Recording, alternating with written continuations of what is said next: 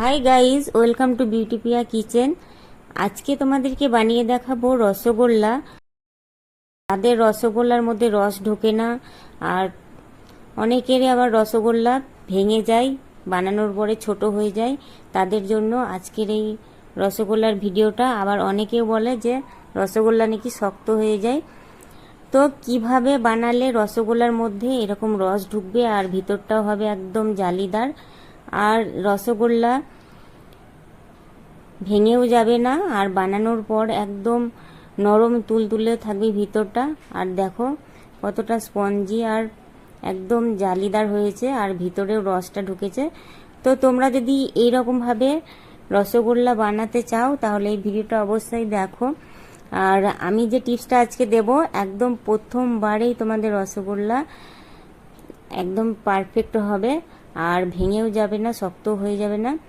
তো চলো তাহলে ভিডিওটা শুরু করি। আমি সবার প্রথমে এখানে ছানাটা মেখে নেব। আমি এখানে নিয়েছি 500 গ্রাম ছানা, আর 500 গ্রাম ছানা কাপে মাপলে 2 কাপ হবে। এবার ছানাটা মেখে নেব, আর ছানাটা ততক্ষণই মাখবো যতক্ষণ না ছানাটা একদম ক্রিমের মতো হয়ে যাচ্ছে, বা একদম নরম যতক্ষণ না হচ্ছে ততক্ষণ ছানাটাকে মাখতে হবে। আমার অনেক মিষ্টির ভিডিও আছে, সেগুলো চাইলে তোমরা দেখে নিতে পারো। আর আমার ছানা কিভাবে বানাবে সেটাও দেখানো আছে, তো সেগুলো চাইলে একবার দেখে নিতে পারো। আর আমি সেই লিংক দিয়ে দেবো ডেসক্রিপশন বক্সে, কিভাবে ছানাটা ফাটিয়ে নেবে। দেখো এভাবেই ছানাটা মাখতে মাখতে যখন একদম ক্রিমের মতো নরম হয়ে যাবে তখন বুঝে নিতে হবে যে ছানাটা মাখা হয়ে গেছে। আর যদি এইরকম মিষ্টির ভিডিও পেতে চাও তাহলে অবশ্যই চ্যানেলটাকে সাবস্ক্রাইব করে নিও, কেননা আরও নতুন নতুন মিষ্টির ভিডিও আমি নিয়ে আসবো। তো চলো তাহলে ছানাটা মেখে নেওয়া যাক।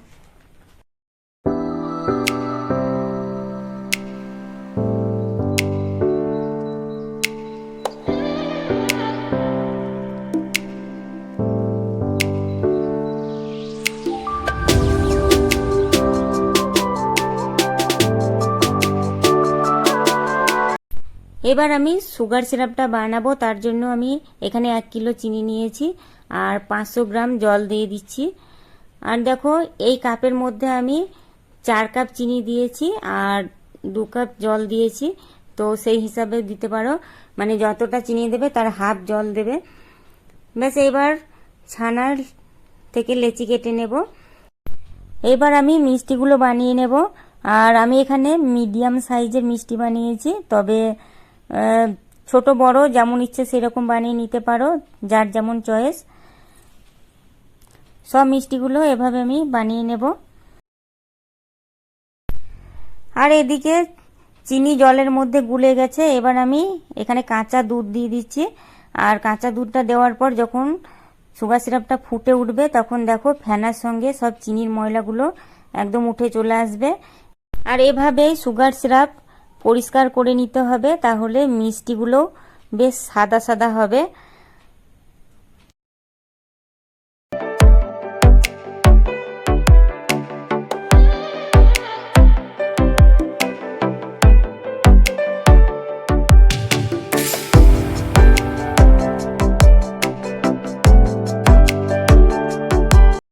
আর একটা সসপ্যানে করে আমি এখানে জল গরম করতে দিয়েছি। এই জলটা আমার পরে দিতে হবে মিষ্টিতে। তো দেখো এখানে সুগার সিরাপটা একটু চেক করে নেব, চিপচিপে ফিল হবে কিন্তু কোনো তার হবে না, তাহলে বুঝে নিতে হবে যে সুগার সিরাপটা মিষ্টি দেওয়ার জন্য একদম উপযুক্ত হয়েছে। এবার কয়েকটা এলাচ আমি এখানে দিয়ে দেব ফ্লেভারের জন্য। আর একটা মিষ্টি আমি আগে থেকে দিয়েছি, তো ভাঙে নিকো সুগার সিরাপে দেখে নিয়েছি দিয়ে। তারপরে দেখো সব মিষ্টিগুলো আমি ছেড়ে দেবো, আর মিষ্টিগুলো মাঝখান থেকে দেবে যেখানে ফুটছে সুগার সিরাপটা, তাহলে কি হবে মিষ্টিগুলো মাঝখানে দেওয়ার পর দুই সাইডে সরে যাবে, আর একটার গায়ে আর একটা লাগবে না। আর প্রত্যেকটা মিষ্টিকেই হাতে করে একবার করে গোল করে করে আমি দেব। যেহেতু অনেকক্ষণ আমি মিষ্টিগুলোকে বানিয়ে রেখেছি, তো একটা সাইড চ্যাপটা হয়ে গেছে, তার জন্যই আর একবার হাতে করে পাকিয়ে পাকিয়ে দিচ্ছি যাতে মিষ্টিগুলো গোল হয়। এবার 1 চামচ ময়দা আমি জলের মধ্যে গুলে নেব। তারপরে এই মিষ্টিগুলোর উপর দিয়ে দিচ্ছি। ঠিক মাঝখানে দেবে, মাঝখানে দিলে পরে মিষ্টির গায়েও লাগবে না, অথচ ফেনাটা খুব ভালো মতো তৈরি হবে।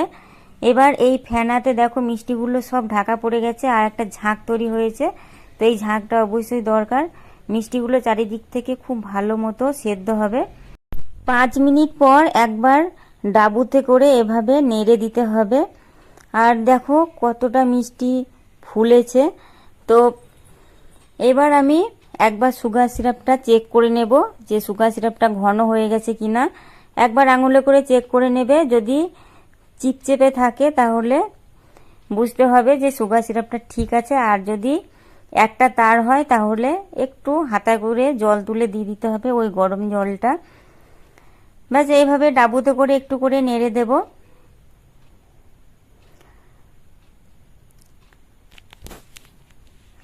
দেখো সুগার সিরাপটা একবার করে চেক করে নেবে হাতে করে, যাতে সুগার সিরাপটা বেশি ঘন না হয়ে যায়। দেখো এক তার হচ্ছে, তাহলে আমাকে এবার 1 হাতা জল দিতে হবে এখানে। আর ওই জলটা এই সুগার সিরাপের সঙ্গে মিশিয়ে তারপরে একটু একটু করে এভাবেই দিতে হবে। আর এই মিশ্রিটা তৈরি করতে প্রায় 15 মিনিট লেগে যাবে। আর ততক্ষণে 3 বার জল দিতে হবে। তবে অবশ্যই চেক করে নেবে, যদি মনে হয় যে জল দেওয়া দরকার তাহলে অবশ্যই জলটা দেবে। তবে খুব বেশি পাতলা হয়ে গেলেও আবার মিষ্টি ভেঙে যায়। দেখো আমার মনে হচ্ছে আর একবার জল দিতে হবে, তাই আমি আরেকটু জল দিচ্ছি। অবশ্য সুগার সিরাপটা আমি চেক করে নিয়েছি, যখনই একতার হবে তখনই জলটা দিয়ে দেবে। আর যদি মনে হয় যে চিপচিপে ফিল হচ্ছে আঙুলের মধ্যে তাহলে জল দেওয়ার দরকার থাকে না। এবার দেখো যদি মিষ্টি ভেঙে যায় তাহলে 1 মুঠো চিনি এভাবে সুগার সিরাপের উপর দিয়ে দেবে, তাহলে সুগার সিরাপটা আবার ঘন হয়ে যাবে, মিষ্টি আর ভাঙবে না। যদি পাতলা হয়ে যায় তাহলে মিষ্টি ভাঙার ভয়টা থাকে। তো জল দিতে দিতে যদি অনেক সময় পাতলা হয়ে যায় তাহলে এরকমভাবে 1 মুঠো চিনি নিয়ে উপরে দিয়ে দেবে, আর মিষ্টি ভাঙবে না। তো আমার যেহেতু সুগার সিরাপটা ঠিকই ছিল, তো চিনি দেওয়ার পর আর একটু ঘন হয়ে গেছে, তাই আমাকে আবার জল দিতে হলো। আমি ওটা তোমাদের জন্য দেখালাম, যাদের মিষ্টি ভেঙে যায় তাদের জন্য। ব্যাস এইভাবেই মিষ্টিগুলো আমি তৈরি করে নিয়েছি। দেখো 15 মিনিট পর আমি একবার জলে দিয়ে দেখব। তো মিষ্টি যদি এভাবে ডুবে যায় তাহলে বুঝতে হবে যে মিষ্টিটা ঠিকঠাক সেদ্ধ হয়েছে। আর মিষ্টি জলে দেওয়ার পর যদি গোল থাকে, একদম চ্যাপটা না হয়ে যায়, তাহলে বুঝতে হবে মিষ্টিটা একদম সেদ্ধ হয়ে গেছে আর জলে ডুবেও থাকবে। মিষ্টিটা তৈরি হয়ে গেছে। এবার ওই যে গরম জলটা ছিল সেই গরম জলটা পুরোটাই আমাকে এখানে দিতে হবে। মিষ্টির মধ্যে জল খাওয়াতে হবে, না হলে কিন্তু মিষ্টি শক্ত হয়ে যাবে আর জালিদারও হবে না। তার জন্য এই যে জলটা আমার আছে সেই জলটা আমি পুরোটাই একটু একটু করে দিয়ে দেব। আর ওই গরম জলটা নিয়ে তারপরে এই সুগার সিরাপের সঙ্গে আগে মিশিয়ে তারপরে একটু একটু করে দিয়ে দেবে। আর ততক্ষণই আমি জলটা দেব যতক্ষণ না মিষ্টিগুলো ডুবে যায়। মিষ্টিগুলো পুরোটা আমি ডুবিয়ে দেব। এই পয়েন্টটা কিন্তু অবশ্যই করতে হবে, না হলে মিষ্টি শক্ত হয়ে যাবে। দেখো যে গরম জলটা ছিল সেটা পুরোটাই আমি দিয়ে দিচ্ছি। আর জলটা এমনভাবে দিতে হবে যাতে মিষ্টিটা ডুবে যায়, তাহলে মোটা রসটা ছেড়ে দিয়ে পাতলা যে রসটা সেটা মিষ্টি টেনে নেবে। আর যখন মিষ্টিটা পাতলা রস টেনে নেবে তখন মিষ্টি ভেসে উঠবে। আর দেখবে কয়েক ঘন্টা পরে মিষ্টি একদম নরম আর স্পঞ্জি জালিদার হয়ে যাবে। তো এভাবে মিষ্টি যদি বানিয়ে নাও তাহলে দেখবে মিষ্টিগুলো কত সুন্দর হবে আর মিষ্টি কোনোদিন শক্ত হবে না। আর আমি একদম ছানা দিয়েই বানিয়েছি, ছানার সঙ্গে কোনো কিছু মেশাইনি। তো তোমরাও এভাবে বানাতে পারো স্পঞ্জ মিষ্টি। তো দেখো সারা রাত রেখে দিয়েছিলাম, তারপরের দিনকে আমি দেখাচ্ছি মিষ্টিগুলো কেমন হয়েছে। প্রত্যেকটা মিষ্টির ভিতরে রস ঢুকেছে আর প্রত্যেকটা মিষ্টি একদম নরম তুলতুলে, ভিতরে জালিদার স্পঞ্জি। তো ভিডিও যদি ভালো লাগে তাহলে চ্যানেলটাকে সাবস্ক্রাইব করে দিও, এরকম যদি ভিডিও আরো দেখতে চাও। আর তোমাদের যদি এই ভিডিওটা ভালো লাগে তাহলে প্লিজ শেয়ার করে দিও, যাতে আরো অনেকে এই রেসিপিটা দেখতে পায়।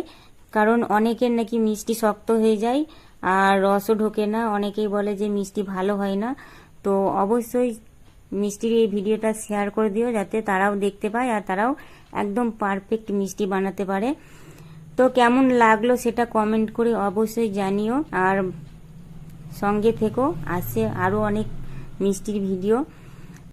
এবার মিষ্টিগুলোকে সুগার সিরাপ থেকে তুলে একটা বোলের মধ্যে নিয়ে নেব। তো দেখো কত সুন্দর মিষ্টিগুলো হয়েছে। তো তোমরা যদি চাও তো এভাবে মিষ্টি বানিয়ে নিতে পারো। সত্যি বলছি এত সুন্দর মিষ্টি হবে, তো তোমরা বিশ্বাসই করতে পারবে না যে ফার্স্ট টাইম তোমরা এত সুন্দর মিষ্টি বানিয়ে নিতে পারবে। একবার অন্তত ট্রাই করো। ওকে, সবাই ভালো থেকো। Thank you.